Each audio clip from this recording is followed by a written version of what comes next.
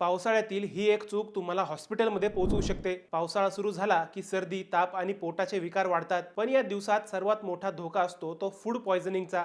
थोडासा निष्काळजीपणा तुम्हाला थेट रुग्णालयात पोहोचवू शकतो। मंडळी, पावसाळ्यात वातावरणातील आर्द्रतेमुळे आपल्या शरीराची पचनशक्ती कमी होते, त्यामुळे अन्नाचे व्यवस्थित पचन होत नाही। त्यातच दूषित पाणी आणि बाहेरचे अन्न खाल्ल्यामुळे फूड पॉयझनिंग, जुलाब, उलट्या, ॲसिडिटी, गॅस आणि पोटदुखीचे प्रमाण मोठ्या प्रमाणात वाढते।